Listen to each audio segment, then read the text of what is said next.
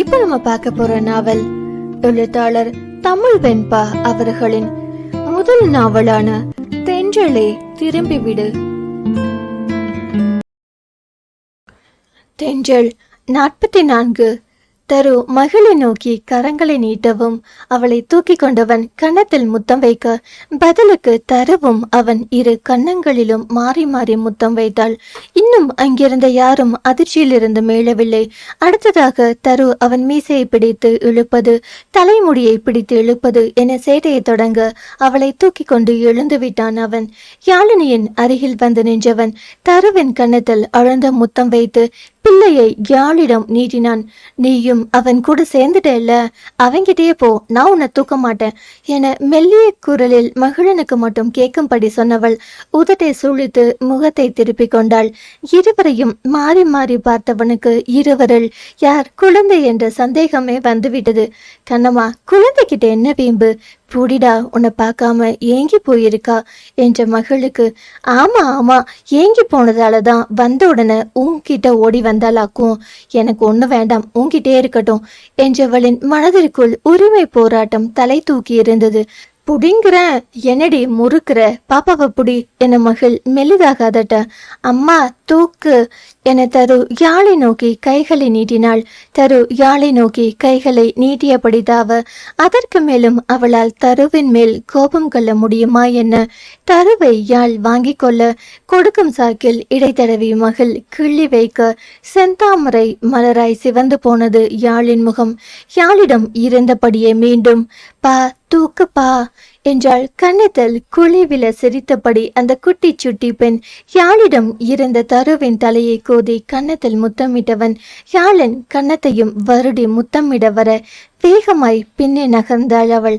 தடிமாடு தடிமாடு, எல்லாரையும் வச்சுட்டு என்ன பண்ற, அறிவில உனக்கு என முறைத்தபடி சிடுசிடுக்க, என் கண்ணம்மாவுக்கு மட்டும் முத்தா தரலனா பிள்ளை ஏங்கி போயிட மாட்டா, அதான் கொடுக்க வந்தேன், இது ஒரு குத்தமா என அவள் காதில் ரகசியம் போல அவன் கிசுகிசுக்க அவனை எதனால் அடித்தால் தக்கும் என தீவிரமாக யோசிக்க தொடங்கினாள் அவள்.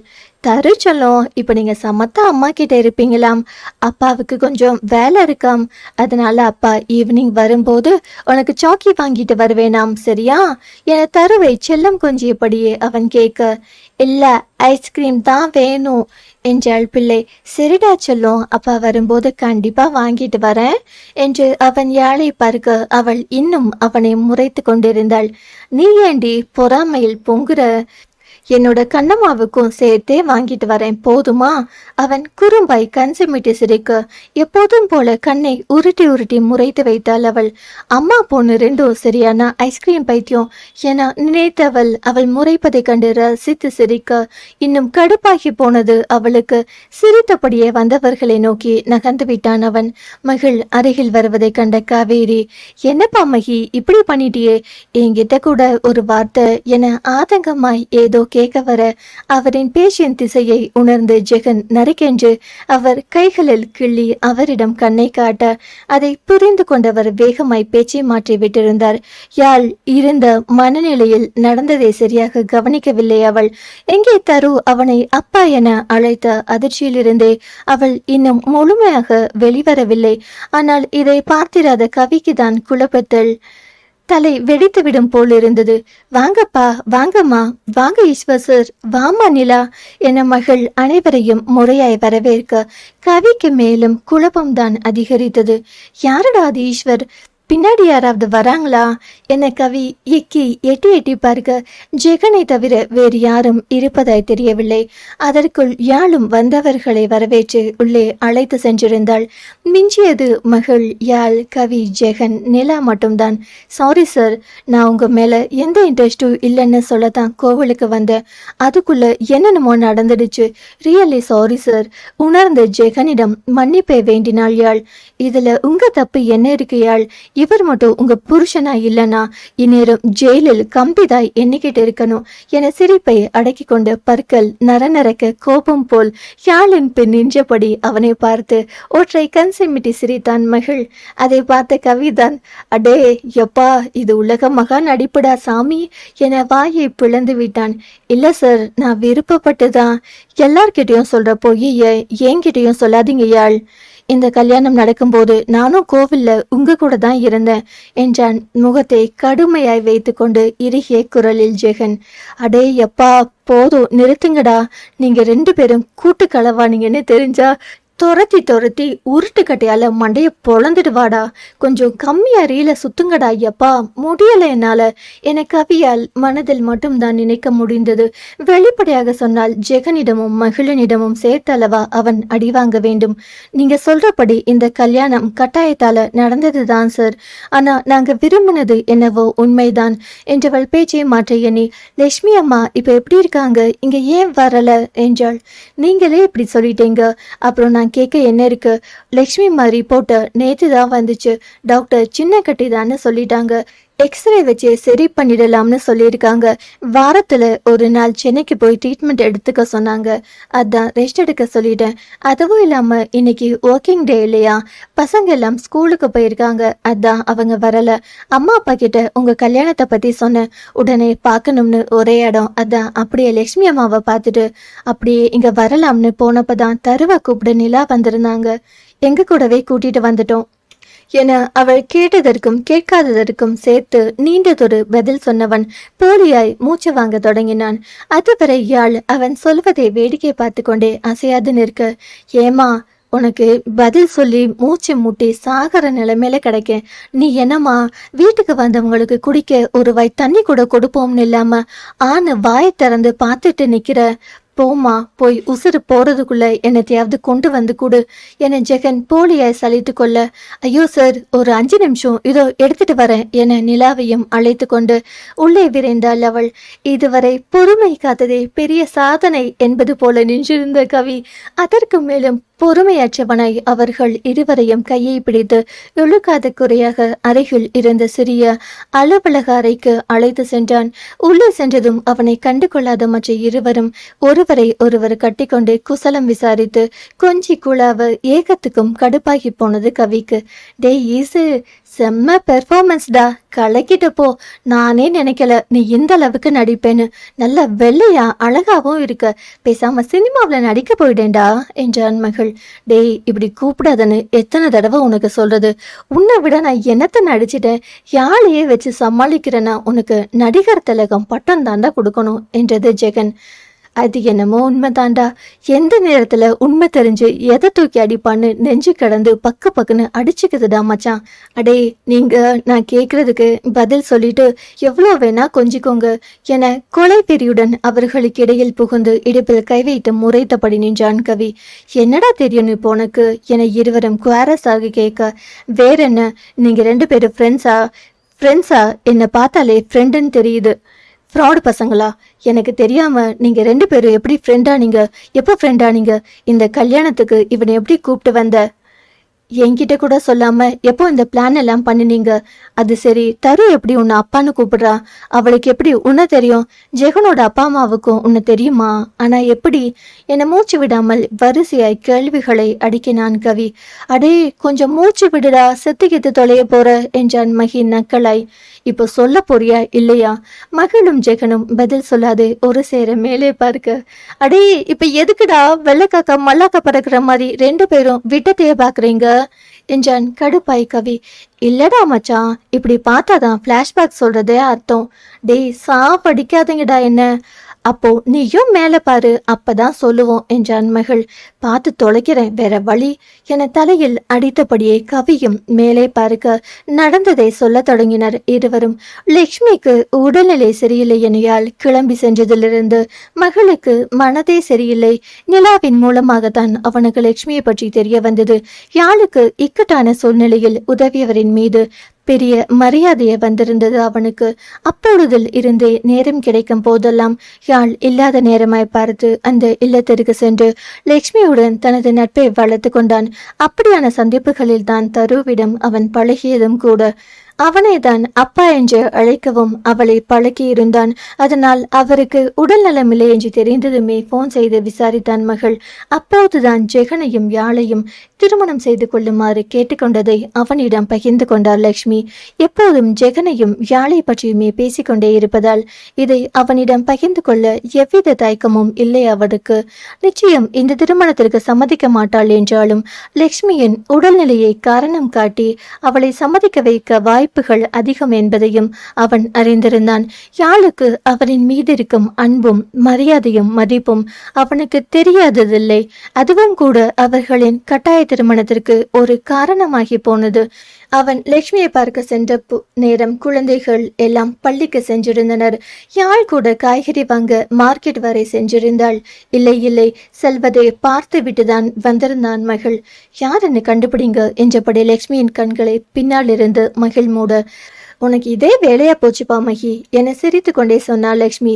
எப்படிதான் கண்டுபிடிக்கிறீங்களோ என போலியாய் மகள் சலித்து கொள்ள, உன்னை தவிர யாருப்பா என்கிட்ட இப்படி விளையாட போறா என்றாள் லக்ஷ்மி புன்னகை மாறாமல்.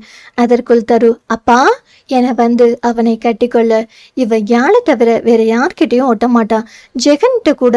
ஆனா உன்கிட்ட இவ்வளோ சீக்கிரம் ஒட்டிக்கிட்டாளே என்றார் லக்ஷ்மி வியந்து. அம்மா, எல்லாரும் ஐஸ் வச்சு சரி கட்டுவாங்கன்னு பேரு. இவளுக்கு நான் 10,000 ரூபாய்க்கு ஐஸ்கிரீம் வாங்கி கொடுத்துல சரி கட்டி இருக்கேன். அதான் பையப்புள்ளைக்கு என் மேல இம்புட்டு பாசம் இல்லடா தங்கம் என்றான் அவளை தூக்கி கன்னத்தில் முத்தம் வைத்தபடியே. லக்ஷ்மியின் உடல்நிலையை பற்றி விசாரித்த பின் இருவரும் சிறிது நேரம் சந்தோஷமாக சிரித்தபடி பேசிக்கொண்டிருக்க அப்போது லக்ஷ்மியை காண ஜெகனும் அங்கே வந்து சேர்ந்தான். லக்ஷ்மி ஜெகனை மகிழனுக்கு அறிமுகப்படுத்தி வைப்பதற்கு முன்பே, டே மகி நீ எங்கடா இங்க என ஜெகனும், டே ஈசு நீயாடா என மகிழும் ஒருவரை ஒருவர் கட்டி கொண்டனர். யாழை சந்தித்த பின் பலமுறை இந்த இல்லத்திற்கு வந்திருந்தாலும் ஜெகனை மகள் பார்த்ததில்லை. யாழிடம் ஜெகன் காதலை சொல்லும் போதும் யாழின் முகமும் ஜெகனின் முதுகுப்புறத்தையும் மட்டுமே மகிழனால் காண முடிந்தது. அதனால் அவனுக்கு அப்போது ஜெகன் யார் என்று தெரியவில்லை. உங்க 2 பேருக்கும் முன்னாடியே ஒருத்தர் தெரியுமா என்றாள் லக்ஷ்மி. அம்மா, நான் யூஎஸ்ல இருக்கும்போது எனக்கு ஒரு தடவை ஆக்சிடென்ட் ஆச்சு. அப்போ இவன் தாமா என்னை காப்பாத்துனா. ஒரு வாரத்துக்கும் மேல ஹாஸ்பிட்டல்ல என் கூடவே இருந்து பார்த்துக்கிட்டான் என்று ஜெகனின் குரலில் அந்த நாளின் நெகிழ்ச்சி இன்னும் மிச்சம் இருந்தது. வெளிநாடு வாழ் இந்தியர்கள் மட்டுமல்லாது அங்கிருந்த சிலரும் இந்தியாவில் அதிகம் குறிப்பாக காஞ்சிபுரத்தில் கைத்தறியில் நெய்யப்படும் பட்டுதான் வேண்டுமென ஒரு நிறுவனரிடம் கேட்க அதற்கான ஆர்டர் வளர்ந்து வரும் டெக்ஸ்டைல்ஸ் நிறுவனமான கவியன் மகி டெக்ஸ்டைல்ஸுக்கு நண்பர் ஒருவரின் மூலமாக கிடைத்தது. அதற்கான மாதிரிகளை காட்டவும் மேலும் ஒப்பந்தத்தை பலப்படுத்தவும் மகள் யுஎஸ் செல்ல வேண்டிய நிலை வந்துவிட்டது. இடமாற்றம் மனதிற்கு ஒரு இதத்தை தரும் என கவியை விடுத்து அவன் மட்டும் சொல்ல முடிவெடுத்து கிளம்பியும் விட்டிருந்தான். மேலும் யாராவது ஒருவர் நிறுவனத்தை இங்கே இருந்து கவனிக்க வேண்டுமே. மகள் எதிர்பார்த்த ஆர்டர்களுடன் மேலும் சில ஆர்டர்களும் கிடைத்துவிட வெற்றிகரமான பயணத்தை முடித்து ஊருக்கு திரும்பலாம் என அவன் நினைத்த சமயம்தான் ஜெகனின் கார் விபத்துக்குள்ளாகி இருப்பதை காண நேர்ந்தது.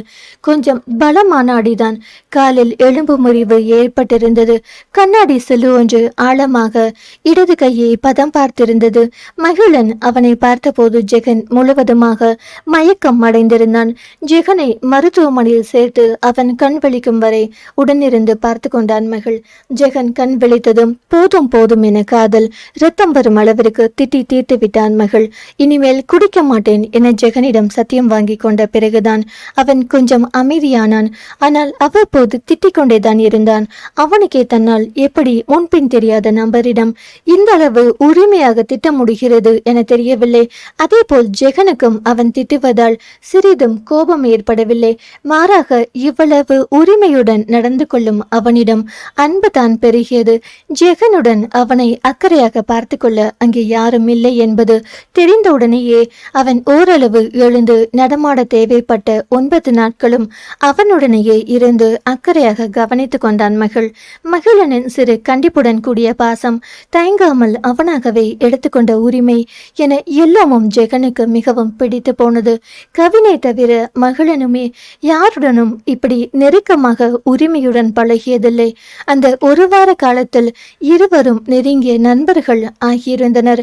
மகள் இந்தியா திரும்பிவிட்ட போதும் தொலைத்தொடர்பு சாதனங்கள் இருவரின் நட்பை மேலும் வலுவாக்கியது. ஜெகனின் வற்புறுத்தலால் தான் கொடைக்கானலில் ஒரு கிளை திறக்கலாம் என்ற எண்ணமே மகிழனுக்கு வந்தது. அது மட்டுமல்லாது அவர்கள் திறக்க போகும் கிளைக்கு சொந்தமான இடம் கூட ஜெகனுக்கு தெரிந்த ஒருவருடையதுதான். அவர்களின் தொடர்பு முழுவதும் அலைபேசியிலே இருக்க கவினுக்கு ஜெகனை தெரிய வாய்ப்பில்லாமல் போனது.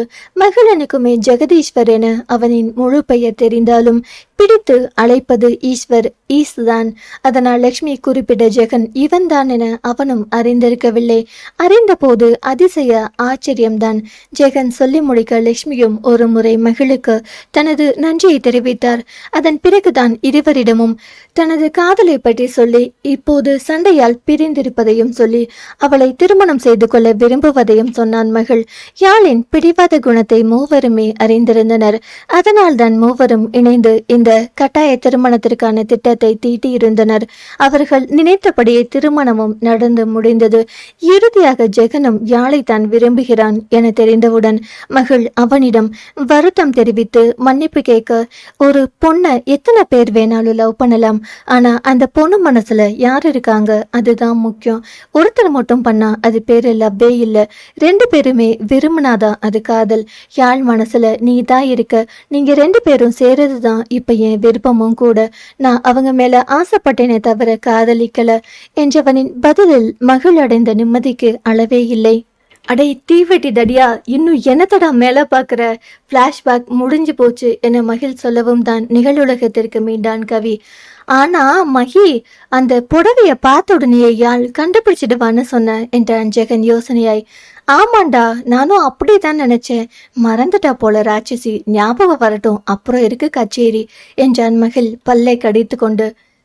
ஞாபகம் வந்துச்சு, நீங்க பண்ணின கோல்மால் வேலையெல்லாம் தெரிஞ்சு போயிடும்டா, அப்புறம் கச்சேரி அந்த புள்ளைக்கு இல்ல, உங்க ரெண்டு பேரும் முதுகலையும் தான் அந்த புள்ள மத்தளம் வாசிக்க போகுது பாருங்க என்றான் கவி.